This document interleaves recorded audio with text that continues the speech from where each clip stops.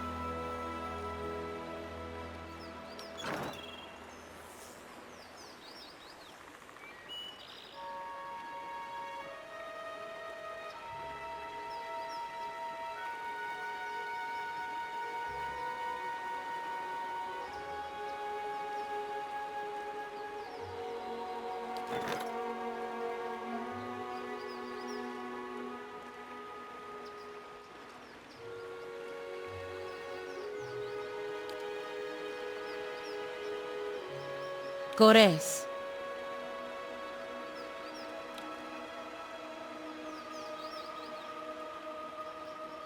See you when I see you.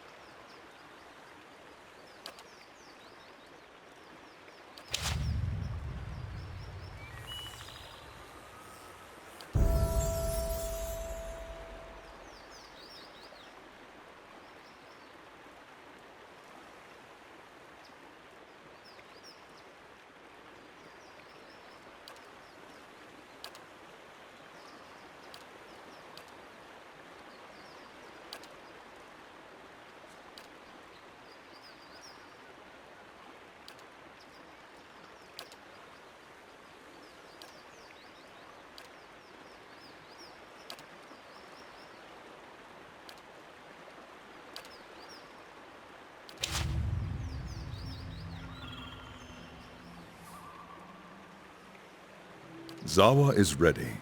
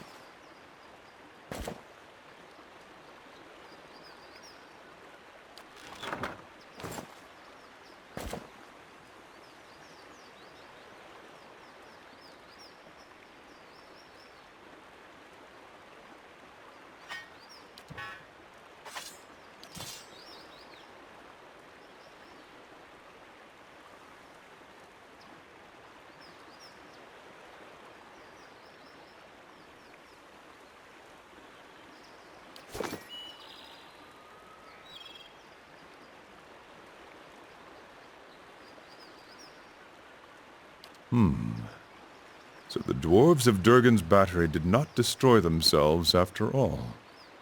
They fell to invaders.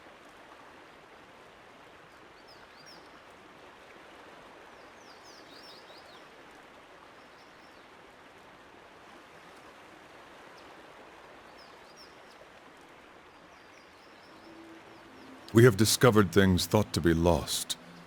Their influence may yet persist.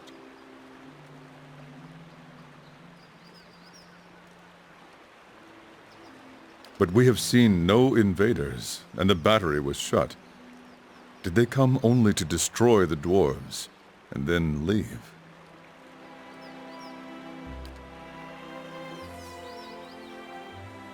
Zawa is ready. A hopeless battle was waged in Durgan's battery. They seemed to know that their deaths had come, yet many fought on.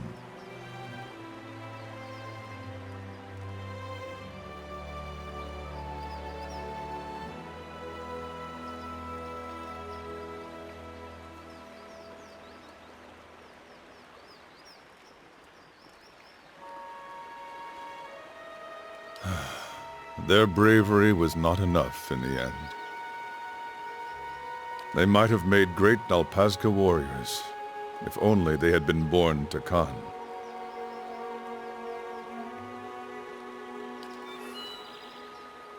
Zawa is ready. What do you need of Zawa?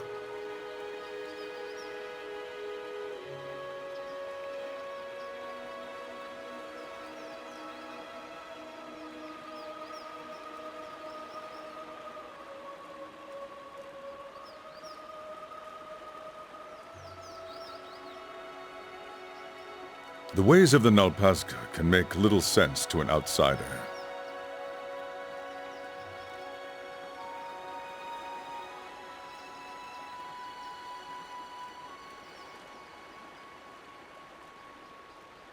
We are the warriors of the Takan. Nobles, peasants, it does not matter. We are souls caged in flesh, nothing more. But it is one thing to say it, another to know it. So we train until we know it, or until we meet our ends. I give this answer because it is what you wanted, but the Nalpazga would say different. They would say that we are nothing at all.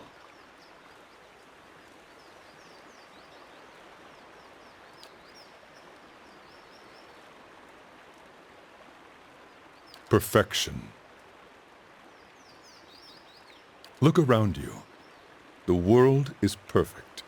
Every being, every moment, every death.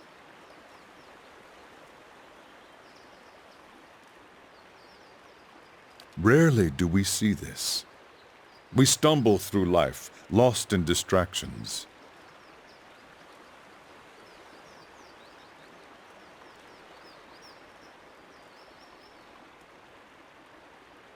Every practice of the Nalpazga is a reminder to stop stumbling, to know the perfection. Our practices are suited to our enemies, the things we hold to in fear of their opposites. Things like pleasure and vanity, even our own lives.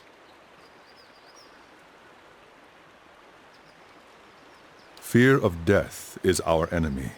So we bury ourselves with our dead. We live on the carrion and meditate for days, even as the worms burrow into our flesh. When I completed my trial, my master had me placed at the bottom of a mass grave to make sure his point was clear. In time, you come to know death. You accept its beauty and its purpose. You see its dark wisps, and the sight is pleasing in its way. So it is with all our enemies.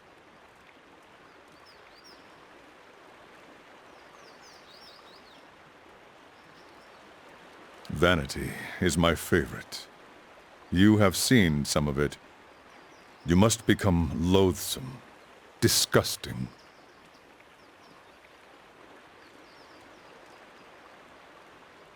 The Dakan are used to our shit, but Deerwood has been far more enjoyable. A traveling noble offered his friendship to me as we crossed paths on the road. I blew my nose into his silken shirt sleeves, apologized, then vomited on his wife's gown when she expressed forgiveness. I was even beaten for it without having to ask. Work well done is truly its own reward.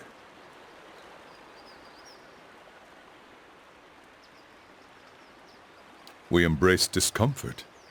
I knew an Alpazga, Tamin, who slept on sharp boulders and kept his arm raised above his head for 2 years.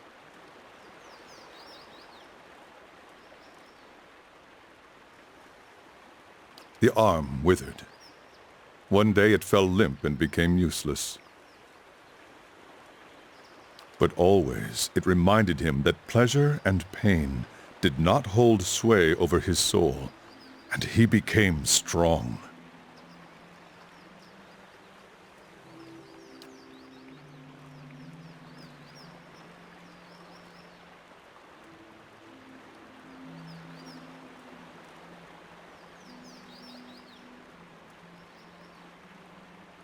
The Malkachoa?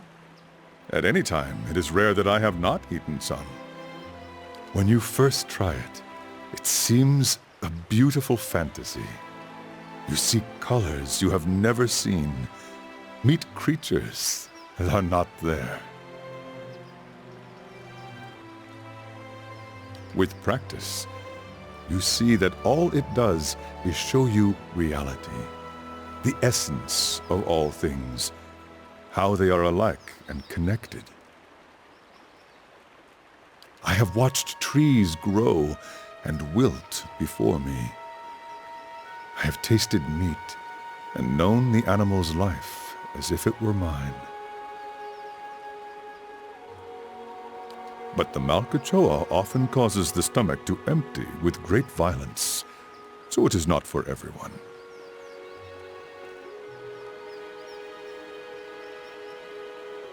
Vanity is a snare that roots us to the ground.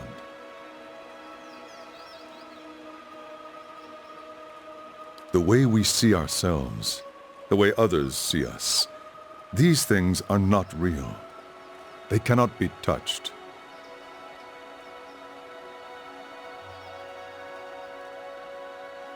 The Alpazga teachings reveal many such snares. Fear, pleasure, doubt, hatred. They hold us back if we let ourselves be caught.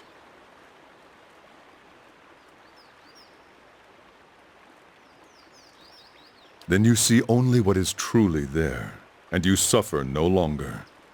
You become as a god, seeing things as they do.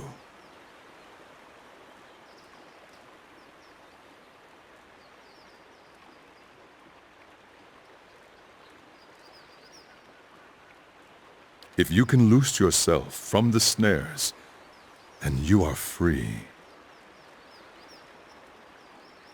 I meet people on the road, and they pity me. I have come to find it endearing. They see so many scars, and they wonder, how can the man beneath not be broken? A scar is a wound that heals, a living reminder of our power over suffering. They cause no pain, only the echo of pain, which cannot hurt you. Show me a scarred man, and I will show you a man who can overcome.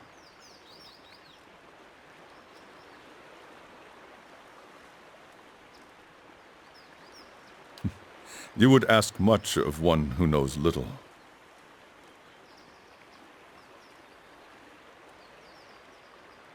Most Dakan have two choices. They can grow crops, or they can become Alpazga warriors. I was the youngest of 5, a dreamer. The Nalpazga were always in my thoughts.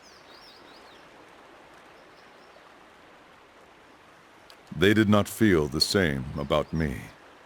3 times I tried to join their ranks. 3 times I was refused. All that time spent dreaming, and I had not thought to prepare. I was lazy, uncoordinated, overweight. If they had not refused me, what shame I might have brought to them. They had no choice. Our high priestess had a vision. She saw me as chieftain, leading a host of Nalpazga warriors to victory over our enemies, the Quechmatl.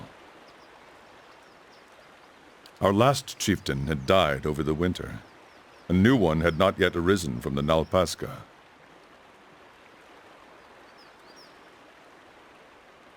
So the timing was right.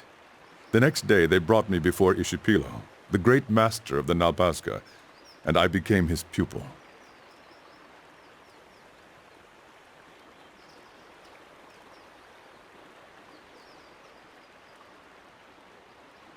I still trained with the other instructors, sparred and meditated with my Nalpazga brothers and sisters.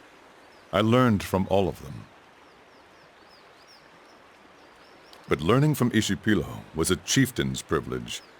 He knew the secrets that could grant mastery over reality, invincibility in combat. When a Nalpazga was deemed a worthy successor to a chieftain, greater than all his peers, Ishipilo would take him in, prepare him for the future.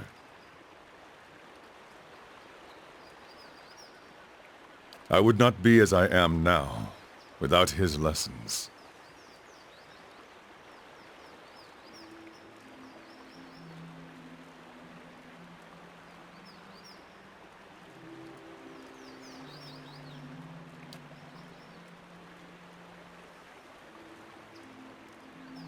Not all of them.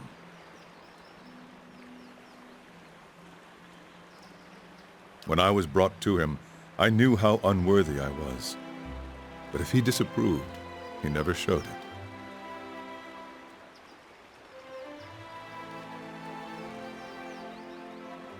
In my shame, I gave him everything I had.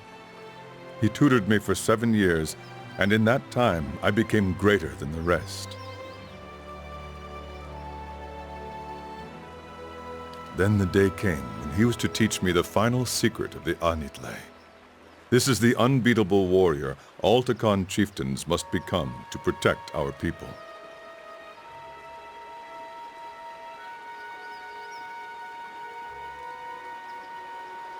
Ishipilo never showed. I found him in his study, meditating, or perhaps staring off. I couldn't say. Master, I said, is it time for me to learn to be the Anitle? Not yet, he said. And that was all. He never gave me another lesson. A year later, he was dead of old age. They named me chieftain anyway.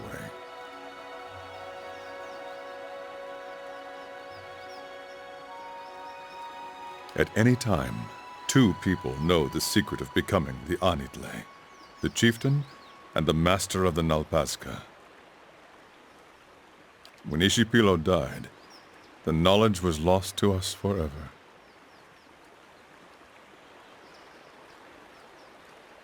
I thought so as well. I tried everything: patience, rage, cleverness, acceptance. Not yet, he would say. Not yet. Have I? You would ask much of one who knows little.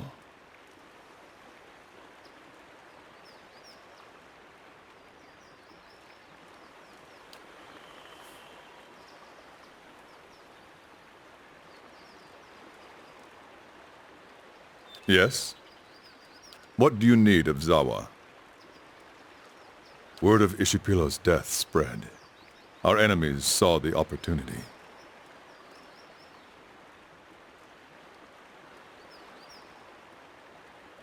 The Quechmatl chieftain came with gifts to honor my rule, but his real purpose was to look me in the eye, to know if Zawa might be beaten.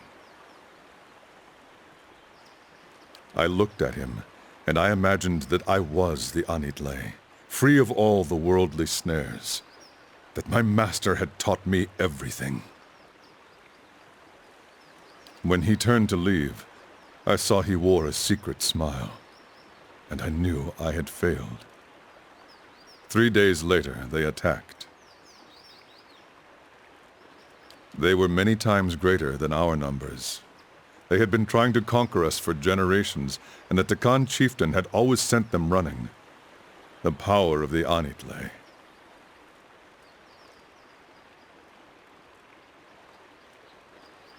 In my heart, I knew we would lose, and it would be because I was not the Anitle.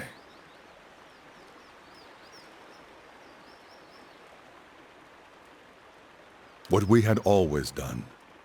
I gathered my Nalpasca warriors and led a charge into the belly of their army. The Nalpasca believed Zawa was the Anitle, and it gave them strength.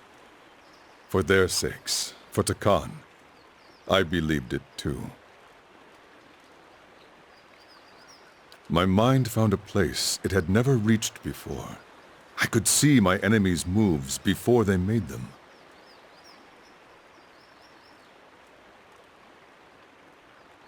I could see my own actions in front of me, the path to victory. I did as I saw, and the Quechmatl fell in heaps. And then the Quechmatl chieftain came to face me, and he knew Zawa was not the Anitle. When I saw him, I knew it too. I hesitated. My enemies fell upon me. One by one, the Nalpasca were defeated, and Takan was conquered.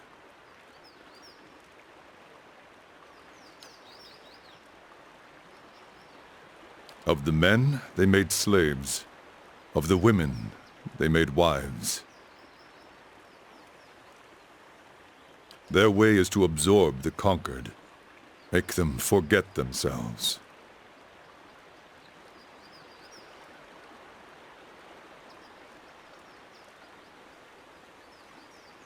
They take you alive if you are a chieftain.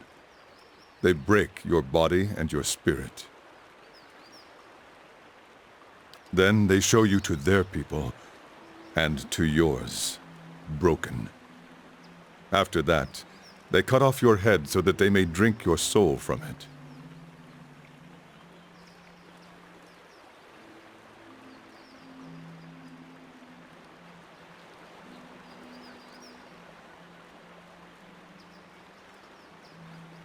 Oh no, they did all of those things to me. They flayed me until my screams became whispers, until I no longer knew who I was, and my only hope was to die soon.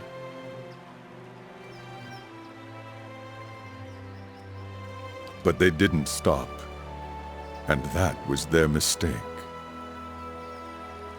In my lowest moment, I released my grip on many worldly things I had come to embrace since my master's death. The pain made the world clear again.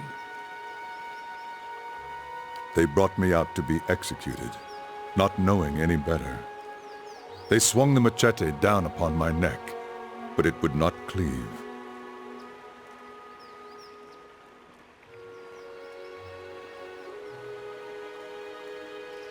Each hack of the knife brought great pain, and the pain showed me glimpses of pure truth. For a moment at a time, I was the Anitle. I broke my bonds by seeing beyond them. I slew my executioner by knowing I would slay him.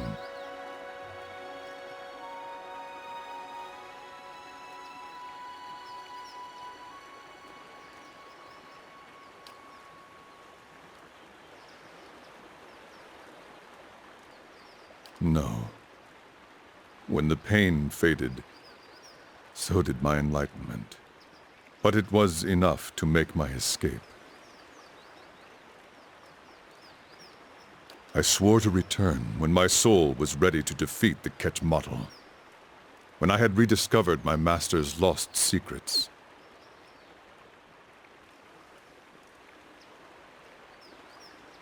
No. I searched my empty homeland for any trace of Ishipilo's knowledge, but I knew he had left none. It would have been too dangerous.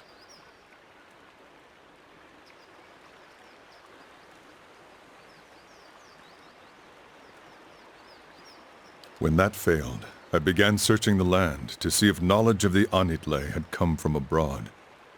I visited temples and monasteries.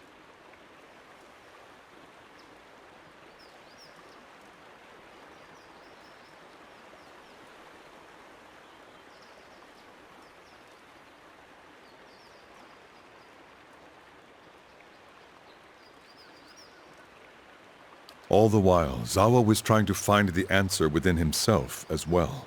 Meditation, Malkachoa, 1,000 practices he had learned as Nalpazga or dreamed on his own. He becomes nearer to the Anitle every day, but his soul is not free. He is not the Anitle.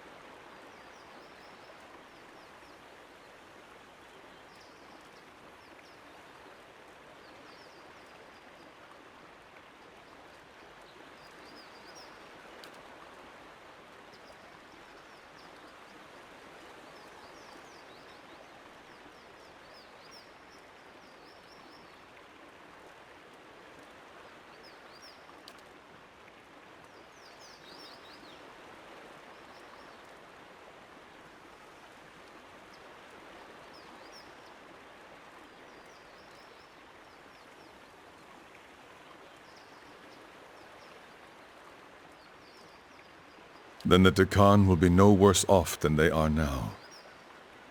But they do deserve better. The final step is the difference between invincibility and certain failure. I see it before me as a line drawn in blood. Quetzalcoatl has only grown over time, swallowed all its rivals. It would take no less than the Anitle to free and protect the Takan now.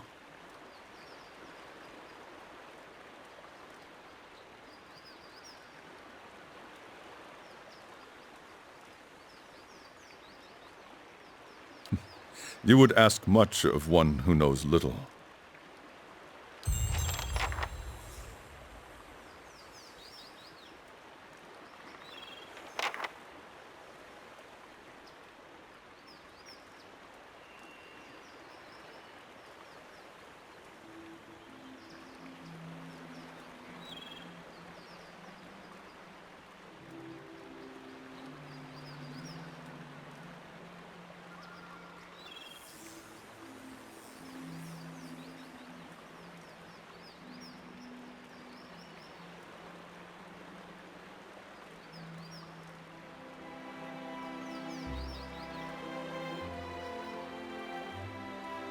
Zakua is ready.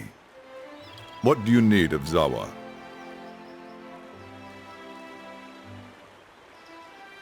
I hope to share knowledge with the monks of the Thousand Dreams. Their monastery lies east of here. They are said to be seekers of greater truth, like the Nalpazga. But if they still exist, I did not find them there. Ishamael is vast. Outsiders think of it as one land and its people as one people.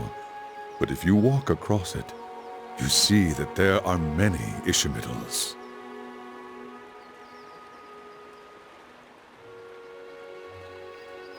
The Ishamael that the Khan know is rich in soil and water. The crops seem to grow in front of you. We build our homes along the Akir River, and it is good to us. Though every so often it floods, so that the Khan do not forget their suffering.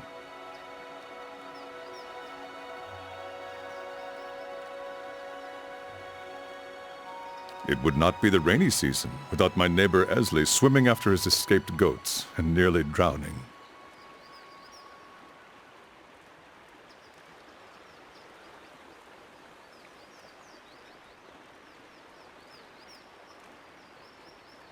But home is an idea, no more real than justice or honor. My home is here now, wherever I stand.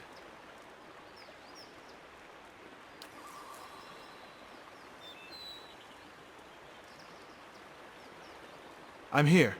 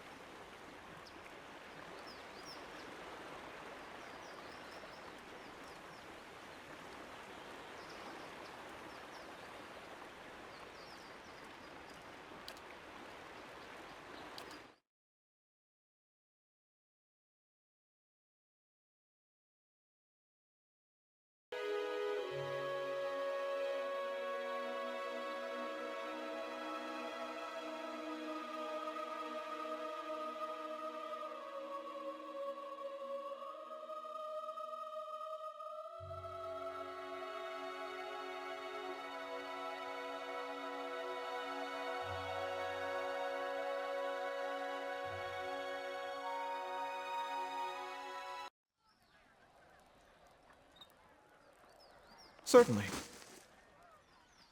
While we wait, the enemy grows stronger. And you'd send more of us to die! Well, I'm not gonna stand around. Are you? You've done plenty, Darien!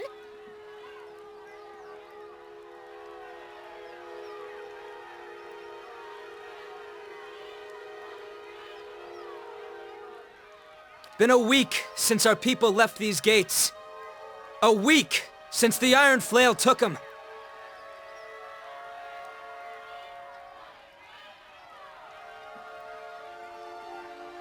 Yet we wait here behind our sturdy new walls, hiding in our rebuilt homes. We've done nothing.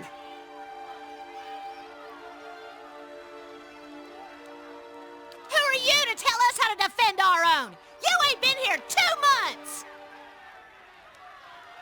And since I got here, I've been working alongside the rest of you. Don't start with that again. Well, it was your idea to send our people to that damned fort in the first place. If it weren't for you and the other leeches that come up with you, we wouldn't be in this mess.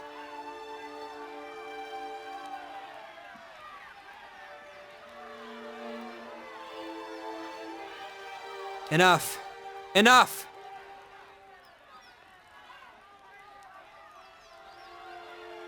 You want to boot all the Outlanders from your town? Tell that to the hero of the White Forge.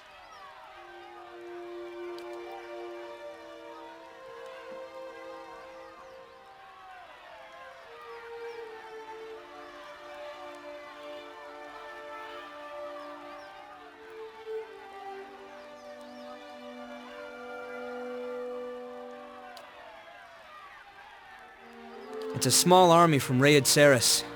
They call themselves the Iron Flail.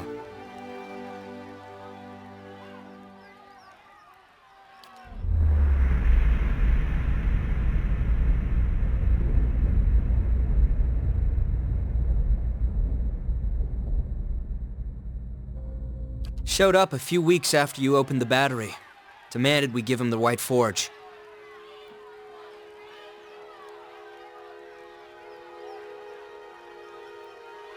They're led by Adaric Sendamir. Comes from an old Raid Saren family. Rumor has it the man's half mad with visions. Claims one drove him here to take the White Forge. In Zawa's experience, if one is only half mad with visions, the dose was too low.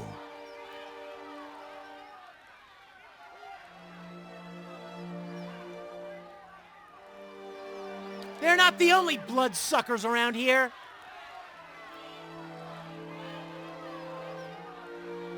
Our crew at the battery locked their doors and told the Iron Flail to go back to Raid Saris. Instead, they built a fort in the middle of the wood.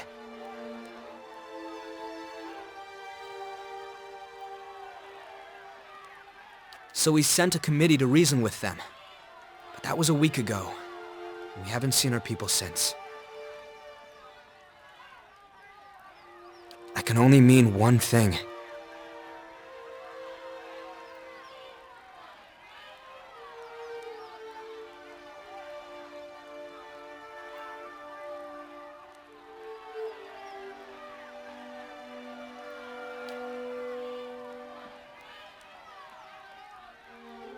Please, everyone! Whatever our difference is, we've got to deal with the army at our gates. You've done a lot for Stalwart already. Many of us wouldn't even be here if it wasn't for you. What I mean is, if anyone could deal with an army, it's you.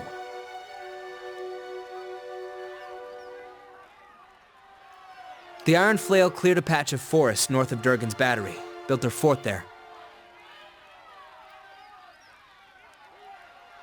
It'll be well guarded, so if you can get in without raising an alarm, you may have an easier time of it. The important thing is to deal with the commander. If you can get rid of him, the rest of the soldiers will scatter.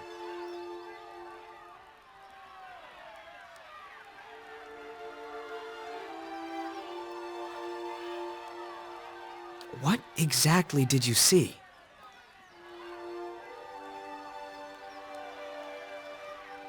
Of course. We're just thankful this dream led you back. Anyway, we've got our work cut out for us here. While you're out, stop by the battery. Wangra and her team are still repairing the heavy cannons, but they've made a lot of progress elsewhere.